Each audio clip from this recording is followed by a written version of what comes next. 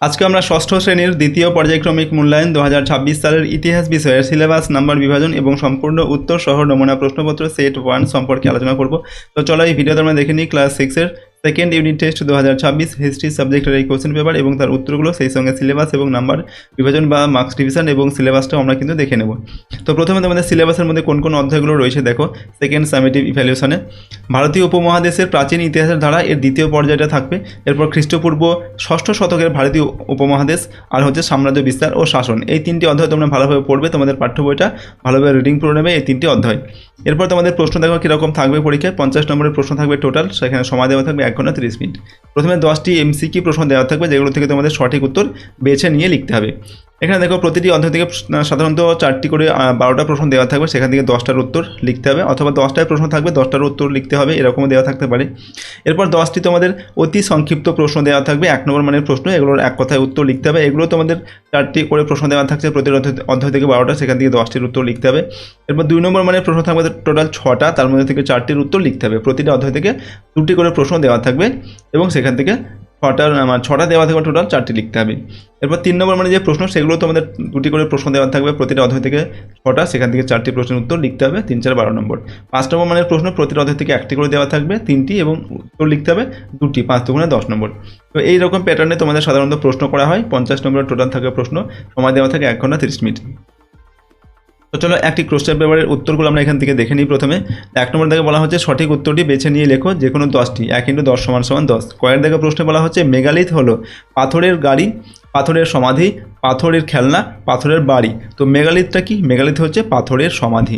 এরপর জৈন ধর্মের প্রধান প্রচারককে বলা হতো কেবলিন, মহাবীর, তীর্থঙ্কর, পার্শ্বনাথ। তো জৈন ধর্মের প্রধান যে প্রচারক তাকে কি বলা হতো? তীর্থঙ্কর বলা হতো। গয়ের দাগে গৌতম বুদ্ধ জন্মেছিলেন লিচ্ছবি বংশে, হর্ষঙ্ক বংশে, তারপর শাক্য বংশে, নন্দ বংশে। তো গৌতম বুদ্ধ জন্মেছিলেন শাক্য বংশে। তারপর আলেকজান্ডারের সেনাপতি ছিলেন চাণক্য, বিন্দুসার, পুরু না সেলুকাস। তো আলেকজান্ডারের সেনাপতি কে ছিলেন? সেলুকাস নিকেটার। ঠিক আছে, সেলুকাস নিকেটার। তারপরের প্রশ্ন দেখো, উমর দাগা বৈদিক যুগে দেবদেবীর মূর্তি হাতে গড়া হতো, কল্পনা করা হতো, নদী থেকে পাথর কুড়িয়ে আনা হতো, কোনোটিই নয়। তো বৈদিক যুগে দেবদেবীর মূর্তি কল্পনা করা হতো। তারপর জাতকের গল্প আছে মহাভারতে, ত্রিপিটকে, রামায়ণে না উপনিষদে। তো জাতকের গল্প রয়েছে ত্রিপিটকে। মহাবীর কত বছর বয়সে মারা যান? 70 বছর, 72 বছর, 75 বছর, 74 বছর। তো মহাবীর মারা যান 72 বছর বয়সে।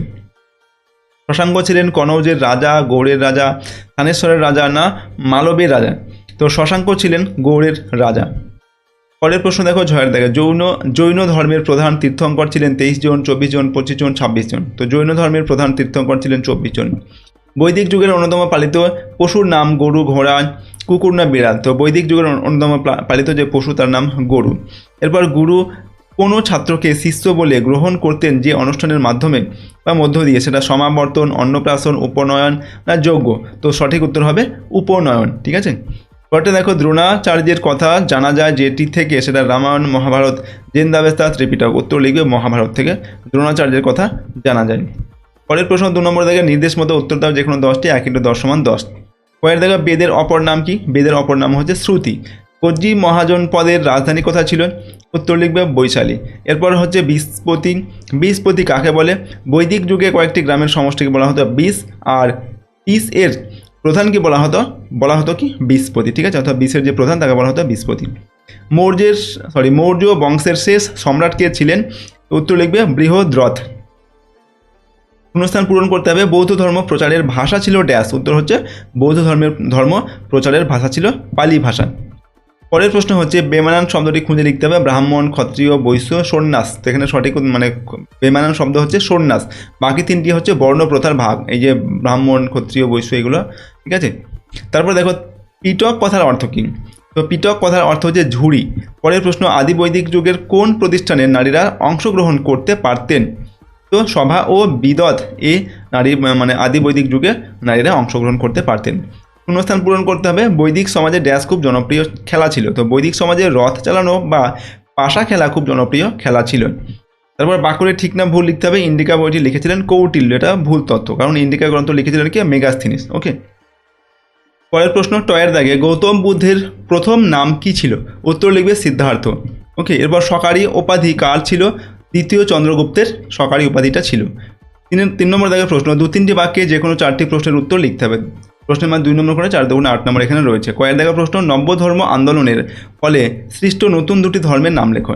তো নব্য ধর্ম আন্দোলনের ফলে যে সৃষ্ট নতুন 2টি ধর্ম সেগুলো হচ্ছে জৈন ধর্ম ও বৌদ্ধ ধর্ম।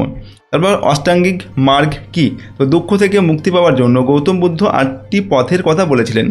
এগুলি হলো সৎ বাক্য, সৎকর্ম, সৎ জীবন, সৎ চেষ্টা, সৎ স্মৃতি, সৎ চিন্তা, সৎ দৃষ্টি এবং সৎ সমাধি। একে অষ্টাঙ্গিক মার্গ বলা হয়। ঠিক আছে, পরের প্রশ্ন হচ্ছে গয়ের দাগা দ্বাদশ অঙ্গ কি? জৈন ধর্মের মূল উপদেশগুলি 12টি ভাগে সাজানো হয়েছে, যেগুলিকে একত্রে দ্বাদশ অঙ্গ বলা হয়। এগুলি প্রাকৃত ভাষায় রচিত। এরপর ঘয়ের দাগা বৈদিক যুগে স্নাতক কাদের বলা হতো? তো 12 বছর গুরুগৃহে শিক্ষালাভ করার পর সমাবর্তন অনুষ্ঠানের মাধ্যমে যে ছাত্ররা শিক্ষা শেষ করে বাড়ি ফিরত তাদের স্নাতক বলা হতো। তারপর পুরুর রাজত্ব কোথায় ছিল, তাকে কে বন্দী করেন? তো পুরুর রাজত্ব ছিল ঝিলাম ও চেনাব নদীর মধ্যবর্তী অঞ্চলে। গ্রিক সম্রাট আলেকজান্ডার তাকে বন্দী করেন। ছয়ের দাগে প্রশ্ন, বৌদ্ধ ধর্মের ত্রিরত্ন কি কি? তো বৌদ্ধ ধর্মের ত্রিরত্ন হলো বুদ্ধ, ধম্ম এবং সংঘ। ওকে, তারপরের প্রশ্ন হচ্ছে 4 নম্বর দাগে 4-5টি বাক্যে যে কোনো 4টি প্রশ্নের উত্তর লিখতে হবে। প্রশ্নের মান এখানে 3 নম্বর করে, 3 4 12 নম্বর দেওয়া আছে। পরের দাগে একলব্য কে ছিলেন? তিনি কেন বিখ্যাত হয়ে আছেন? তো তার একলব্য কে ছিলেন আমরা পরিচয়টা লিখছি। দেখো, একলব্য ছিলেন এক নিষাদ বা শিকারী রাজপুত্র। ঠিক আছে, নিষাদ মানে হচ্ছে শিকারী। তিনি গুরু দ্রোণাচার্যের কাছে ধনুবিদ্যা শিখতে চেয়েছিলেন। ওকে, এটা হচ্ছে তার পরিচয়। এরপর তিনি বিখ্যাত হয়ে আছেন কেন? বিখ্যাত হওয়ার কারণ হচ্ছে দ্রোণাচার্য তাকে শিষ্য হিসেবে গ্রহণ না করলেও তিনি গুরুর মূর্তির সামনে একক সাধনায় শ্রেষ্ঠ ধনুর্ধর হন মানে শ্রেষ্ঠ, তিনি ভালো ধনুক চালাতে পারতেন আর কি, খুব ভালোভাবে শিখেছিলেন এটা। গুরু ভক্তির চরম নিদর্শন হিসাবে তিনি নিজের হাতের বুড়ো আঙুল গুরু দক্ষিণা হিসাবে দান করেছিলেন, অর্থাৎ বুড়ো আঙুলটা কেটে তিনি গুরু দক্ষিণা করেছিলেন। এর জন্য তিনি বিখ্যাত হয়ে আছেন। পরের প্রশ্ন দেখো, ক্ষয়ের দাগে মৌর্য সম্রাটরা গুপ্তচর কেন নিয়োগ করতেন? তো মৌর্য প্রশাসনে গুপ্তচরদের গুরুত্ব ছিল অপরিসীম। সম্রাটরা মূলত 3টি কারণে গুপ্তচর নিয়োগ করতেন। প্রথম কি? অভ্যন্তরীণ খবর, সাম্রাজ্যের আনাচে কানাচে কী ঘটছে এবং প্রজারা সম্রাট সম্পর্কে কী ভাবছে তা জানার জন্য গুপ্তচর নিয়োগ করা হতো। তারপরে কি? কর্মচারীদের উপর নজর, সরকারি কর্মচারীরা ঠিকমতো কাজ করছে কিনা বা তারা দুর্নীতিগ্রস্ত কিনা তা দেখার জন্য গুপ্তচর নিয়োগ করা হতো। তারপর কি? শত্রু দমন, বাইরের শত্রুর আক্রমণ বা ষড়যন্ত্রের খবর আগেভাগে পাওয়ার জন্য এই মৌর্য সম্রাটরা গুপ্তচর নিয়োগ করতেন।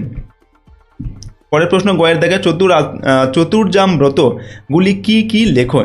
তো জৈন ধর্মের 23তম তীর্থঙ্কর পার্শ্বনাথ 4টি মূল নীতি মেনে চলার নির্দেশ দিয়েছিলেন, যা চতুর্জাম ব্রত নামে পরিচিত।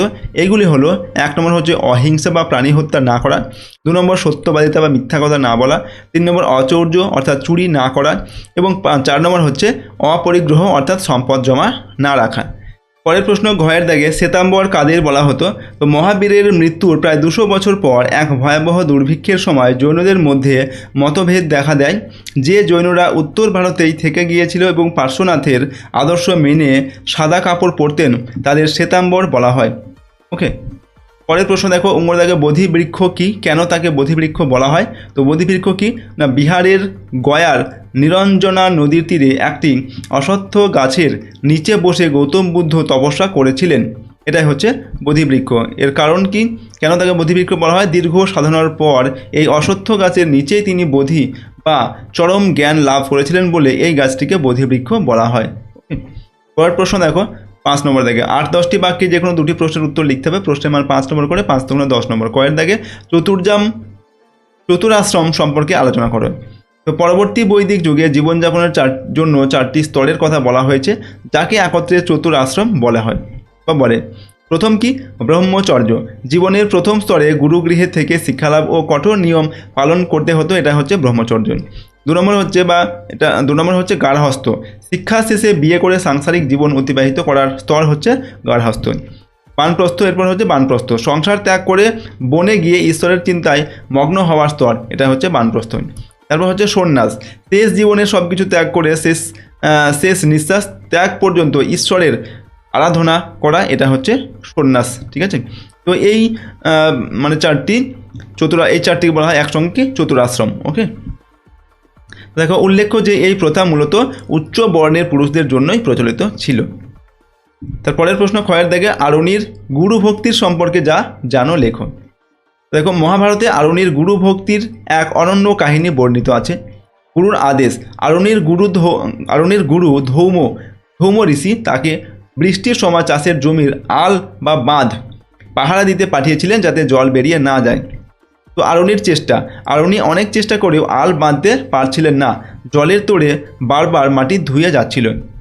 তো আত্মত্যাগ কি তার, দেখো শেষে কোনো উপায় না দেখে আরুণী নিজেই ওই আলের উপর শুয়ে পড়েন এবং নিজের শরীর দিয়ে জল আটকান। ঠিক আছে, তো এই হচ্ছে আরুণীর গুরু ভক্তি, যেটা সম্পর্কে আমরা লিখলাম। তারপর এর ফলাফলটা কি দেখো, শিষ্যকে খুঁজতে এসে গুরু যখন দেখেন আরুণী আলের উপর শুয়ে আছে, তখন তিনি শিষ্যের এই নিষ্ঠা দেখিয়ে অত্যন্ত সন্তুষ্ট হন এবং তাকে আশীর্বাদ করেন। ঠিক আছে, পরবর্তী প্রশ্ন দেখো গয়ের দাগে অশোকের ধম্ম সম্পর্কে সংক্ষেপে আলোচনা করুন। তো কলিঙ্গ যুদ্ধের ভয়াবহতা দেখে সম্রাট অশোক যুদ্ধনীতি ত্যাগ করে ধম্ম বা ধর্মের প্রচার শুরু করেন। মূল আদর্শ, অশোকের ধর্ম কোনো নির্দিষ্ট ধর্ম ছিল না, এটি ছিল কিছু নৈতিক আদর্শের সমষ্টি। এর মূলে ছিল অহিংসা। তারপর হচ্ছে বৈশিষ্ট্য কী এই ধর্মের, এক নম্বর হচ্ছে গুরুজনদের শ্রদ্ধা করা, 2 নম্বর প্রাণী হত্যা না করা, 3 নম্বর হচ্ছে কৃতদাস ও ভৃত্যদের প্রতি দয়া প্রদর্শন, 4 নম্বর সত্য কথা বলা এবং সংযত থাকা। এইগুলো হচ্ছে অশোকের ধর্ম সম্পর্কে আমরা লিখলাম, তার মূল আদর্শ, বৈশিষ্ট্য এবং প্রচার। দেখো ধর্ম প্রচারের জন্য তিনি ধম্ম মহাপাত্র নিয়োগ করেছিলেন এবং বিভিন্ন স্তম্ভ ও পাহাড়ে এই নির্দেশগুলি খোদাই করেছিলেন। ঠিক আছে, এই হচ্ছে অশোকের ধম্ম। পরবর্তী প্রশ্ন ঘয়ের দাগে বৈদিক যুগের পড়াশোনায় গুরু ও শিষ্যের সম্পর্ক কেমন ছিল বলে তোমার মনে হয়? তো বৈদিক যুগের শিক্ষা ব্যবস্থা ছিল মূলত গুরুকেন্দ্রিক এবং তাদের সম্পর্ক ছিল অত্যন্ত শ্রদ্ধার ও ঘনিষ্ঠ। প্রথম হচ্ছে গুরুগৃহ বাস, ছাত্রদের উপনয়ন সংস্কারের পর গুরুগৃহে বাস করতে হতো, গুরুই ছিল তাদের প্রধান অভিভাবক। তারপর মৌখিক শিক্ষা, গুরু মন্ত্র উচ্চারণ করতেন এবং শিষ্যরা তা শুনে মনে রাখত। তাই বেদের নাম হচ্ছে, বেদের যে অপর নাম সেটা শ্রুতি। পরেরটা হচ্ছে দেখো পরের পয়েন্ট, সেবা ও শৃঙ্খলা, শিষ্যদের গুরুর ব্যক্তিগত কাজ এবং আশ্রমের কাজ যেমন কাঠ সংগ্রহ, গরু চড়ানো এ সমস্ত করতে হতো। এটি চরিত্রের কঠোরতা ও শৃঙ্খলা বৃদ্ধিতে সাহায্য করতেন। তারপর পিতৃতুল্য ভালোবাসা, গুরু তার শিষ্যদের পুত্রের মতো স্নেহ করতেন এবং যে কোনো বেতন ছাড়াই শিক্ষা দিতেন। শিক্ষা শেষে সামর্থ্য অনুযায়ী শিষ্যরা গুরুদক্ষিণা প্রদান করত। ওকে, তো দেখো এই সমস্ত প্রশ্নোত্তর যে পিডিএফ সেগুলো তোমরা যদি পেতে চাও আমাদের সহজ লেসন অ্যাপটিকে ইনস্টল করবে। অ্যাপের লিঙ্ক ডেসক্রিপশন বক্সে দেওয়া আছে, অথবা গুগল প্লে স্টোরে গিয়ে তোমরা সহজ লিখে সার্চ করলেও অ্যাপটিকে পাবে। প্রথমে অ্যাপটিকে ডাউনলোড করে নিয়ে ইনস্টল করবে, তারপর তোমরা কিন্তু অ্যাপটির মধ্যে রেজিস্টার করবে। রেজিস্টার করার জন্য নাম, মোবাইল নাম্বার, এখানে ইমেল আইডি দেবে, স্টেট লিখবে ওয়েস্ট বেঙ্গল, সিটি নিজের এলাকার নামটা লিখবে, তারপর নিজের মতো পাসওয়ার্ড তৈরি করে এখানটায় লিখবে, তারপর রেজিস্টার করবে। পরের বার লগ ইন করার জন্য এই সেম মোবাইল নাম্বার এবং এই সেম পাসওয়ার্ড দিয়ে লগ ইন করবে। ঠিক আছে, এবং অ্যাপটিতে তোমরা এখান থেকে অবশ্যই একটা 5 স্টার রেটিং দিয়ে পোস্ট করবে। অ্যাপটি ওপেন করে আমি তোমাদের দেখিয়ে দিচ্ছি, দেখো কীভাবে তোমরা অ্যাপটিকে ব্যবহার করবে। ওপেন করার পর তোমরা এখানে যে ক্লাসগুলো রয়েছে সেগুলোকে সিলেক্ট করে নেবে। আগে সিলেক্ট হওয়ার জন্য সবার উপরে এখানে ক্লিক করবে। এখানে ক্লিক করে দেখো তোমাদের ক্ষেত্রে এগুলো সাদা হয়ে থাকবে। ঠিক আছে, তো তোমরা কী করবে, এগুলোকে ট্যাপ করে সবগুলো এইভাবে সিলেক্ট করে নিয়ে নিচে সেভ চেঞ্জ যে বাটন আছে এখানে ক্লিক করে ইয়েস বাটনে ক্লিক করবে। তাহলে সমস্ত ক্লাসের কোর্সগুলি দেখা যাবে যেগুলো এখানে আপলোড করা আছে। এখানে দেখো একটি অপশান দেখতে পাচ্ছ অল কোর্স, এখানে ক্লিক করলে সমস্ত কোর্সগুলো দেখা যাবে যে কোর্সগুলো এখানে আপলোড করা আছে। তারপর নিচে এখানে ফ্রি ভিডিওস, এই অপশানে ক্লিক করে ফ্রি ভিডিওসগুলো দেখতে পাবে। এখানে ক্লিক করলে ফ্রি কোর্স দেখা যাবে যেগুলো রয়েছে ফ্রিতে, যেগুলো রয়েছে। তারপর ইবুকস রয়েছে এখানে থাকবে ডেইলি কুইজ, আর এখানে রয়েছে মাই পেড কোর্স, যে কোর্সটা তুমি এখানে পারচেস করবে বা কিনবে সেই কোর্সটা এখানে দেখতে পাবে। ঠিক আছে, তো দেখো ক্লাস 6-এ যদি তোমরা কোনো যে কোর্সটা যদি নিতে চাও, এটা হচ্ছে দেখো সেকেন্ড সামিটিভ এক্সামের জন্য বাংলা, ইতিহাস, ভূগোল, বিজ্ঞান আর হচ্ছে ইংরেজির অধ্যায়ভিত্তিক প্রশ্নোত্তর এবং মডেল কোশ্চেন পেপার, তারপর হচ্ছে প্র্যাকটিস সেট, এগুলো কিন্তু দেওয়া আছে। এর 299 প্রাইস রয়েছে, কম প্রাইসে আমরা দিচ্ছি এগুলো খুবই। ঠিক আছে, এবং বাই নাওতে ক্লিক করে তুমি এটাকে বাই করতে পারো, অথবা প্লে লিস্টে ক্লিক করে এর ডিটেলসগুলো চেক করতে পারো। এখানে দেখো ডিটেলস লেখা রয়েছে। তাছাড়া ওপরে কন্টেন্ট অপশন যদি ক্লিক করো, এখান থেকে ক্লিক করে তুমি তারপর এই অপশনটায় ক্লিক করবে। দেখো এখানে বাংলা, ইতিহাস, ভূগোল, সায়েন্স, ইংলিশ, ম্যাথ এই সবগুলোর কিন্তু প্রশ্নোত্তরের যে পিডিএফ সেগুলো দেওয়া আছে। ম্যাথের কিন্তু জাস্ট একটাই তোমাদের জন্য প্র্যাকটিস করার জন্য দেওয়া হয়েছে, ম্যাথের আর কি বেশি কিছু দেওয়া হবে না। যেমন দেখো বাংলাতে যদি আমি ক্লিক করি, এখানে ক্লিক করে দেখো বাংলার প্রথমে অধ্যায়ভিত্তিক প্রশ্নোত্তর, model question paper set, practice set এগুলো দেওয়া রয়েছে। 3টে করে সেট প্রথমে এখন দেওয়া হয়েছে, আরও 2টি সেট আমি তোমাদের পরে দেবো। হিস্ট্রিতে দেখো তোমাদের এখানে 5টি সেট আমি অলরেডি আপলোড করে দিয়েছি। প্রথমে 3টি দিয়েছিলাম, তারপর আরও 2টি করে সেট অ্যাড করে এখানে 5টি করে সেট দেওয়া হয়েছে। আর অধ্যায়ভিত্তিক প্রশ্ন তোমরা প্রথমেই দেওয়া রয়েছে, ঠিক আছে। এইভাবে ইতিহাসের পর ভূগোল রয়েছে, ভূগোল পর সায়েন্স, তোমাদের হচ্ছে ইংলিশ, এগুলো কিন্তু পরপর দেওয়া আছে। চাইলে তোমরা এগুলোকে পারচেস করে নিতে পারো, পিডিএফগুলো তোমাদের প্রয়োজন হলে, অথবা অন্যান্য ক্লাসের যে কোর্সগুলো রয়েছে যেগুলো যাদের প্রয়োজন সেগুলো এখান থেকে তোমরা নিতে পারো। ওকে, তো আজকের এই ভিডিওটিকে আমি এখানেই শেষ করছি। সম্পূর্ণ ভিডিওটি দেখার জন্য অসংখ্য ধন্যবাদ।